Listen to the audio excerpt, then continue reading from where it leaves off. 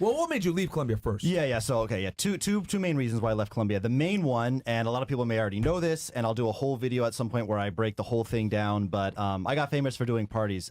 Bills, if you want, maybe, or Mo, if you can bring up my Casey Redbeard Instagram, and then there's a story called PH Party for like Penthouse Party, if we can maybe have that playing. If you guys want to. Casey became the notorious party thrower in Colombia. And we should let the audience know real fast. So, like, one of the things that you did, and you were very well known in Medellin for doing this, is you're probably the only guy that would have parties in Medellin where a bunch of the American expatriate guys will go, and you would not bring escorts or hookers in. No. You would throw huge parties, fantastic ratios, 2 to 1 easily, right? 1.5, whatever it is. And none of the girls were escorts, which, by the way, guys, to do that in Medellin is extremely hard. Yeah. Like, so many girls there are working girls. It's fucking crazy. When I went there with my own 2 eyes and I saw how many girls there are legit, like, escorts, I was like, what the fuck is this? So you're throwing parties there, and it's not all escorts. So, like, obviously, you're going to make the headlines doing that shit, because most guys, when they throw parties, what are they doing? They're getting fucking escorts. One thing about America that we have to understand is, like, I grew up around, like, sitting next to me there was a Japanese kid, then maybe across from me there's an Arab kid, Mexican kid. In Colombia and a lot of other countries, not just Colombia, they're like, oh my God, your skin color and you are a foreigner. You come from a different part of the world. Oh my, I can't even fathom. So they're just very much like foreigners. It's just a big deal to be a foreigner. They have a lot of bad assumptions about them. A lot of them do stupid shit over there. True, but foreigners do stupid shit here. We don't blame. Has anybody ever heard like the cocaine problem in America is the fault of Colombians? Fuck Colombian Americans because a few idiots. We understand it was a small group of Colombians. It was Pablo Escobar and the Cartel de Medellin that brought here. We don't blame all Colombians for the actions of a few people. Yeah. Anyway, so back to the question. We were talking about Colombia, why I left, etc. The why parties. The parties. Yeah. So you want to pull it up right now? We have an article I just pulled up about you, actually. You read it off. I found it for you. No. Definitely don't show the article. Okay, cool. No. Definitely don't show the article. Okay. No. Show my Instagram. Yeah. And just click PH Party. There's a thing. Well, he became. Trying to make it look terrible. I'll explain. Let me explain the story. So I was using Instagram ads to fill these parties. Yeah, just click PH Fiesta. Yeah, sorry, like Penthouse Fiesta. So I would throw these parties. Yeah, like 3 to 1, 4 to 1, 5 to 1 penthouse parties. And because I had the idea one day, why would I make plans with one flaky girl that, has a 50% chance of even showing up anyway, and my whole Saturday night might be ruined if she doesn't show up, when I could meet 30, 40, 50 girls in a single night and network and meet cool friends and get amazing content out of it and make money doing it at the same time and build my following and do this and do that, right? So I decided to throw these amazing parties. And I was using Instagram ads was a big part of it to find the girls, right? I would just, show a vertical video like this, and I'd say like, fiesta este fin de semana, like envíame un mensaje si quieres ir a mi fiesta, right? Whatever. And it got really big, and for a while it wasn't a big problem. And then, out of nowhere, some extremist, radical feminists found out I was doing this. They didn't like it. And these are the type of women, like if you look at their previous Twitter posts, they would say things like, hating men is a personality type, and it's my personality type. Or how could we organize to call them out of Medellin? So this is the type of person we're dealing with, right? Miss Andrews, Exactly. And they basically just made up a lot of lies. They said, oh, all the girls that go to his party are underage, and he's a pimp, and he's prostituting all these girls to his gringo friends. There was even like a TikTok about me where it didn't even like lie and say I was a pimp or anything, but it had like this somber music, this like dramatic music, and they were saying like, there's this gringo. Yeah, looks like all these girls are being forced to party, man. Yeah. It's fucked up, dude. Yeah, you're a trafficker, Clearly man. held against their will, right? Held against their will, man. So, this TikTok was like, there's this gringo who came to Medellin to throw parties. And y'all can see the ratios. He's not lying, bro. There's literally, that's like a 5 to 1, something crazy, bro. Yeah. And they would say, what the hell? And he brought the girls to introduce him to his other gringo friends. Dun dun dun. I'm like, yes, bitch, that's what the fuck I did. But like the fact that we're foreigners, it always implies girls, dude. Sex trafficker. They hear foreigner, they see white guy, sex trafficker, sex tourist, not sex trafficker, sex tourist. Yeah. And the news sensationalized it. Like I said, they had this obsession with foreigners. I don't know why. And well, to be fair, we know why. Foreigners come to Colombia and take their girls. Let's be honest. Literally. I mean, that's what's happening. I mean, I'm a virgin, but other foreigners maybe. Yeah. Okay. Okay, so they wrote this article about you, and then what? A lot of articles.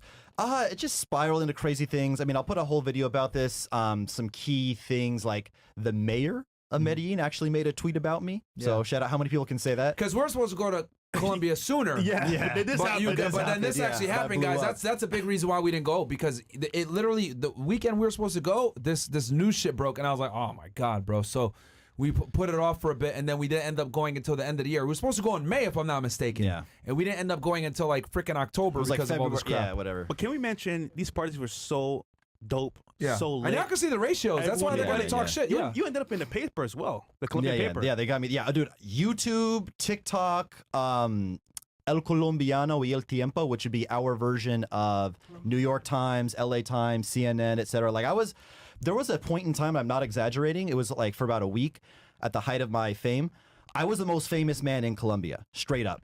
J Balvin, the #1 reggaeton singer, like had nothing on me. I was the talk of the fucking town, because again, it's just like they love to find a scapegoat, they love to find a victim, and we do that in America too. We'll say, this is the problem, like, and everyone like cancel culture, right? We didn't invent cancel culture. I mean, maybe we invented it, but we're not the only ones that do it. Like other countries love to like cancel people and make everybody a scapegoat, and like I said, they have this obsession with foreigners, so and they don't like foreigners and gringo foreigners. No. Especially. That's why I don't recommend foreigners to go there anymore. The GWF, the Gringo Wow Factor or whatever, that's gone.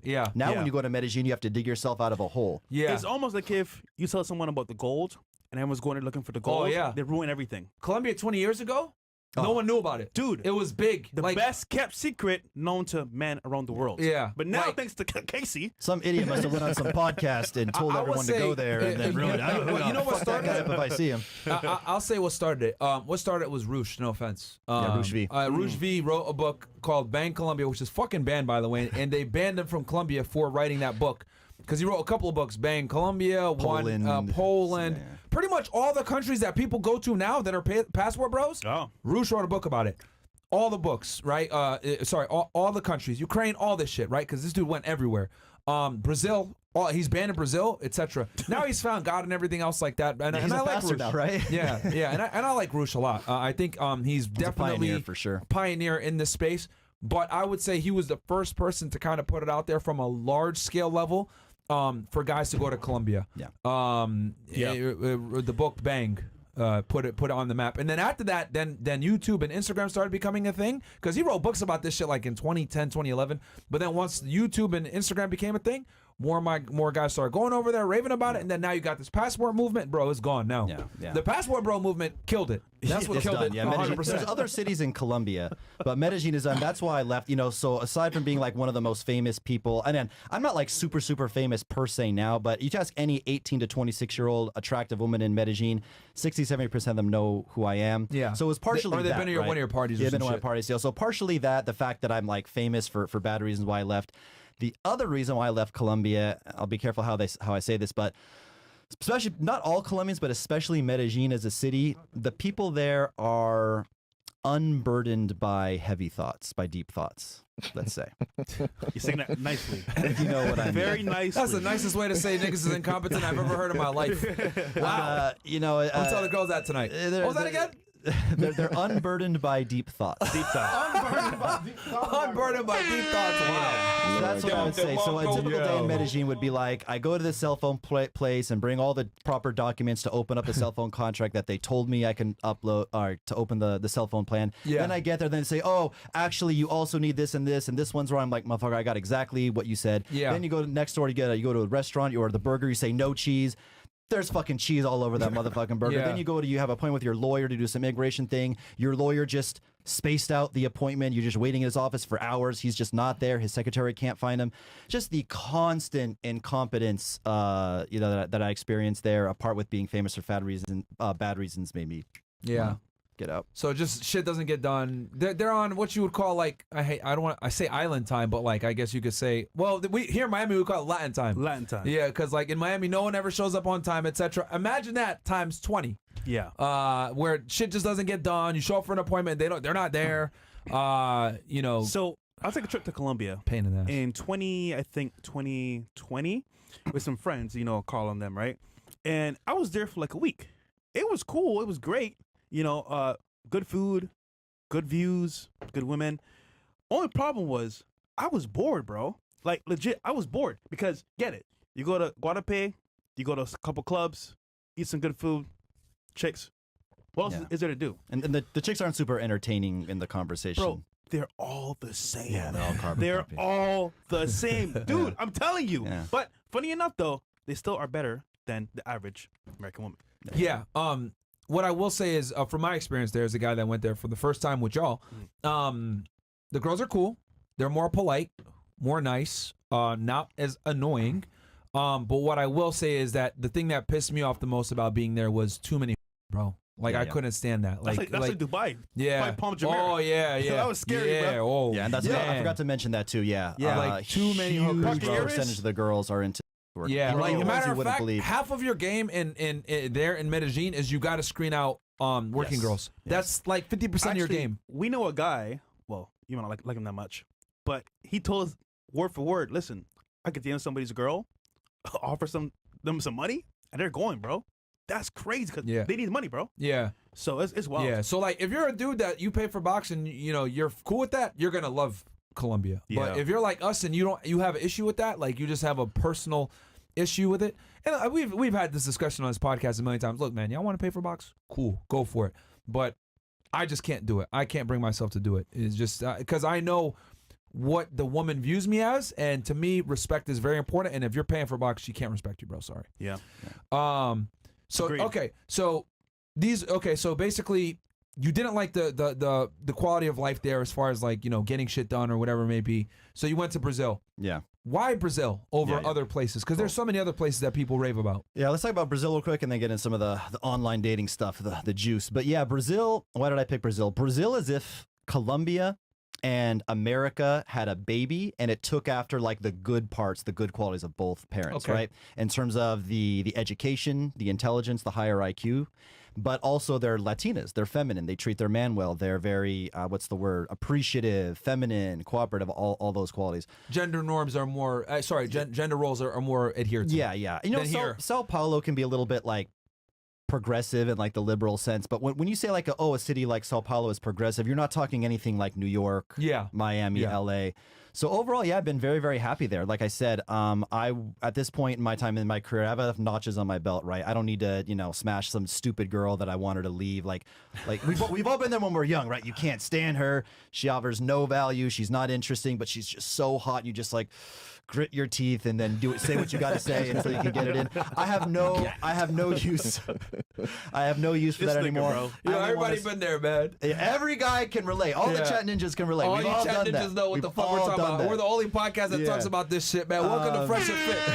Keeping it real. So yeah, I just got tired of that, and yeah, I'm loving it. Brazil's an infinitely more difficult dating market, but it's more rewarding. Your especially a city like Sao Paulo, Rio. Again, you're not dealing with short, broke,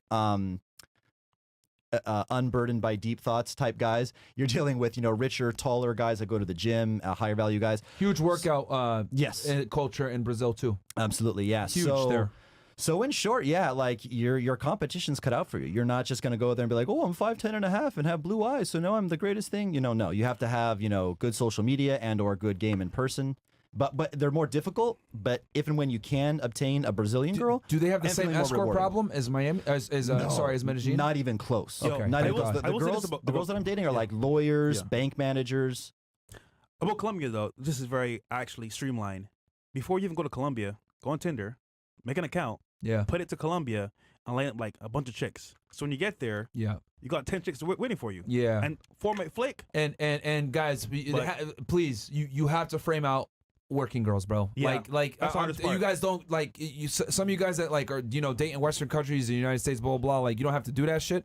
But here, you in Colombia, you have to do it, bro. You absolutely have to do it. That's And then not what only it's that, known for. there's a bunch of safety situations too. Like you got to make sure that like the chicks aren't gonna go and fucking drug you or some shit, because girls be doing that. Yo. Like, bro, like, yeah. There's a story of a guy that got drugged. Wasn't there? Oh, a million Colombia? stories. What do you mean I one think recently, story? by the way, the Chinese guy. He got kidnapped and murdered, unfortunately. Yeah. Yeah. R.I.P. to that guy. Rest in peace. Damn. Rest in peace to him. But Jay, you want to talk about this as well? Just kidding, bro. What? Like it was last trip. He's working all the time though. He's Oh, working yeah, hard. yeah. yeah. Yeah, but yeah, you just got to be like that. That's half the game when you're in Colombia. Is you got to just weed out working girls, bro. Like, because unless you want to deal with that bullshit, but it's not. No, man, fuck that.